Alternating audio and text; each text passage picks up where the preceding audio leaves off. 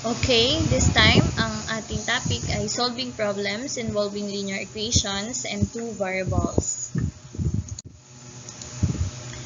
Let's review on translating verbal statement to mathematical equation. Ito yung importante na kailangan nating malaman yung basic concept. So, let's have a review. So, let x represent a number. Number 1, for added to number gives 10. So, from the word added, ibig sabihin plus siya. So, ibig sabihin ang kanyang translation ay 4 plus x, dahil sabi niya 4 added to a number. So, it's 4 plus yung number ay x. Kasi hindi natin alam kung ano yung number na yun.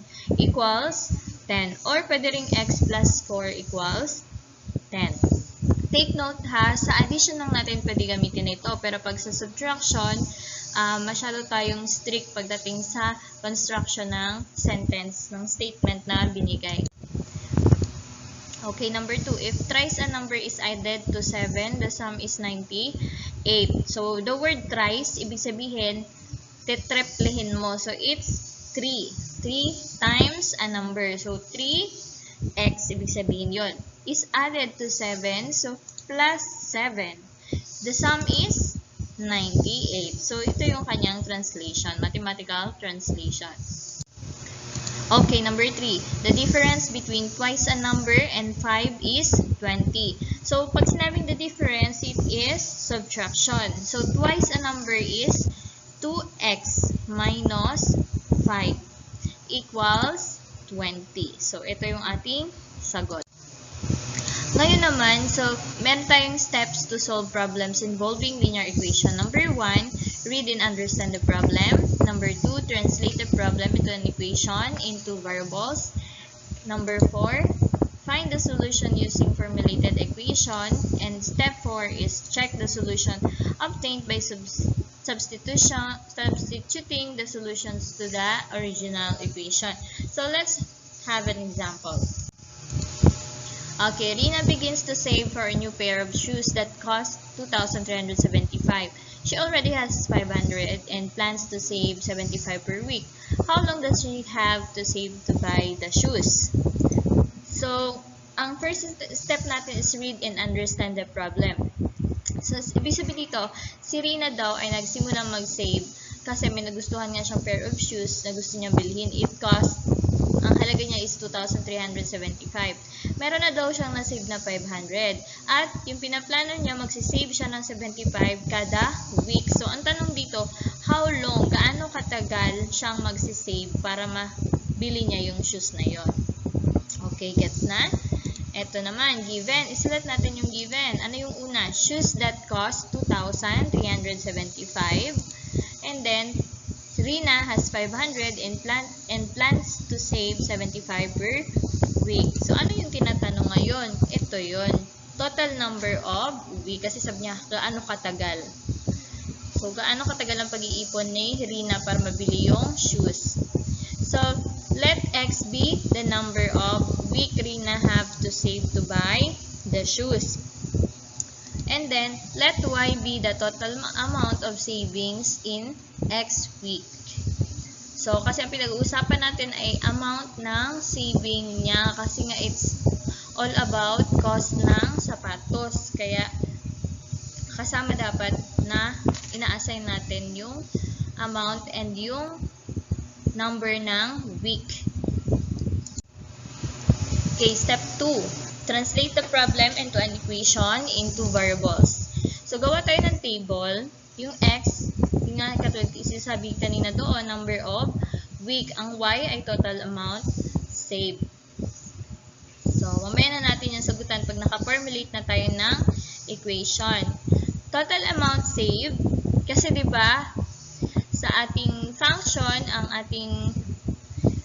maganda ay yung y yung nauuna. So, kasi ang ating problem, ang ating given dito is about cost ng sapatos.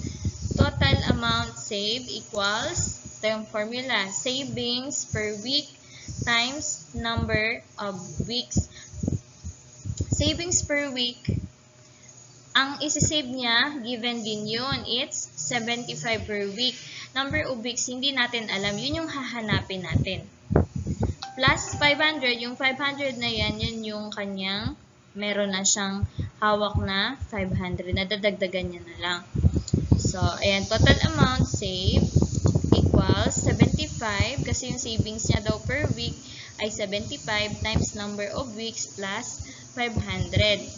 So, ang total amount saved ay y yung ating inassign na variable and number of weeks ay x. Kaya ang ating equation is y equals 75x plus 500.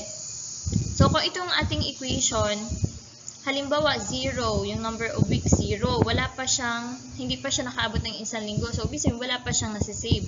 Pag ang x ay 0, gamitin natin yung equation, 75 times 0 is 0, plus 500 is 500. Kaya yung total savings niya ay 500.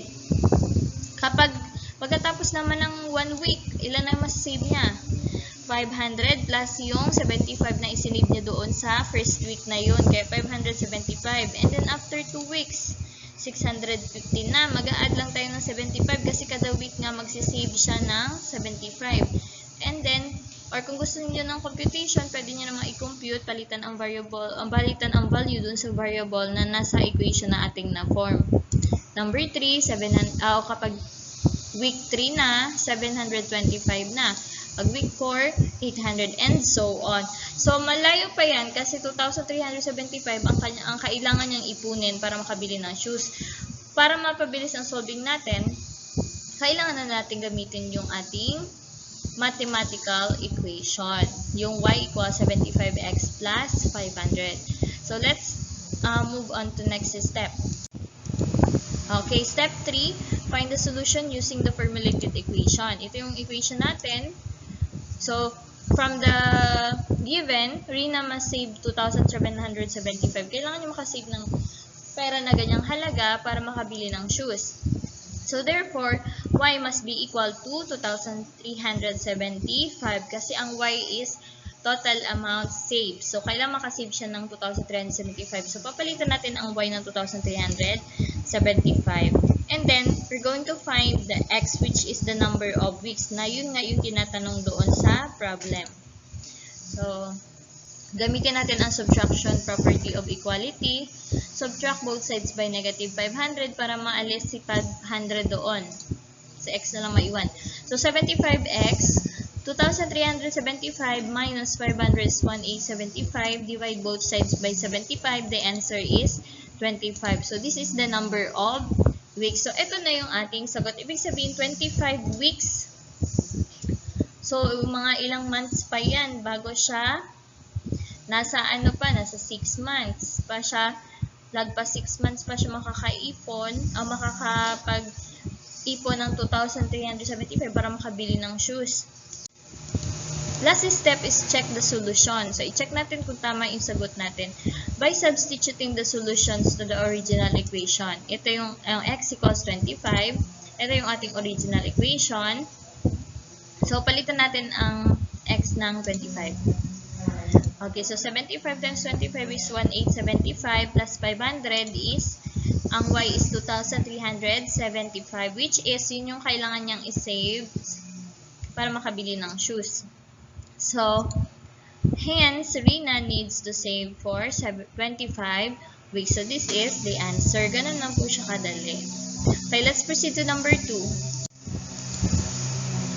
Okay, a tricycle passenger is charged 8 pesos for the regular fare for the first 3 kilometers and an additional 150 per succeeding kilometer.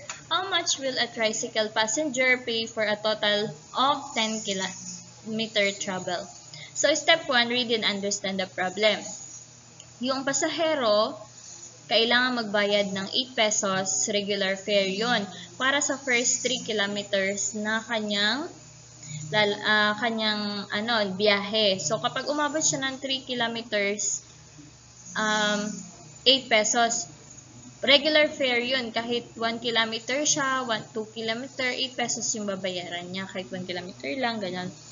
Mag-a-add ka ng 150 kapag lumagpas ka. Halimbawa, 4 kilometers ka. So, lumagpas ka ng 1 kilometro.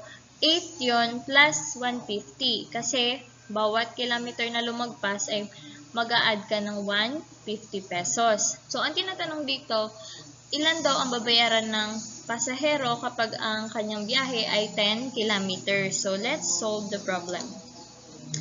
Ito yung ating given, 8 pesos, and then 150 per succeeding kilometer. So, ang tinatanong, it is the total payment of the passenger per 10 kilometer travel. Let X be the number of succeed. Tandaan natin yung X is always the independent term, the independent variable, and yung Y, yung ating dependent. So, nakadepende siya doon sa X na in-assign natin. So, let X be the number of succeeding kilometers after first kilometer. So, yun yung number, ilang kilometro ang lumagpas ka, yun yung X. Let Y be the total total payment of a passenger. Yun yung total niya kanyang babayaran. Step 2, translate into equation. So, ito na. Ang total payment equals payment for each succeeding kilometer after first 3 kilometer times number of kilometer plus 8 pesos na regular fare. Total payment equals, so ang payment for each succeeding ay 150 times number of kilometer plus 8. So, ang number of kilometer na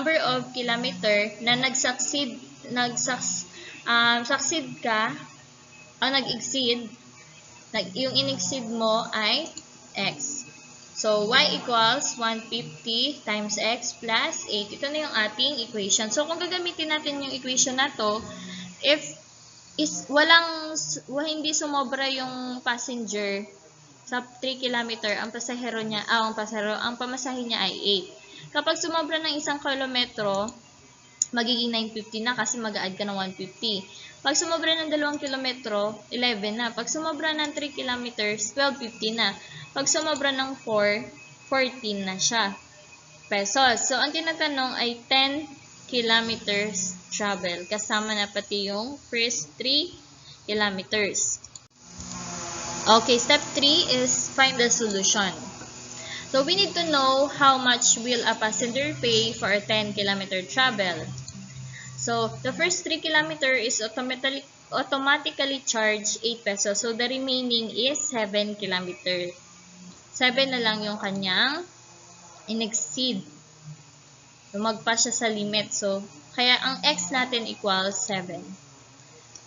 Okay, substitute. Multiply. 1050 plus 8 is 1850. So, ang babayaran ng passenger ay 50. Let's check. Ito yung ating equation. Okay, ang Y is 1850. So, what is X? Ayan, pasundin lang natin yung process na yan para makuha natin ang value ng X. 1050 divide 150 equals 7. So, X equals 7. Hence, the passenger should pay, ang 7 is number of exceed kilometers. So, nagsumobra siya ng 7 kilometers. Kasi 10 kilometer yung travel niya. So, first 3 ay may regular fare. 7 yung kanyang nag-exceed. So, ang babayaran niya ay 18.50 for 10 kilometer travel. Thank you so much. Sana may natutunan kayo sa lesson natin.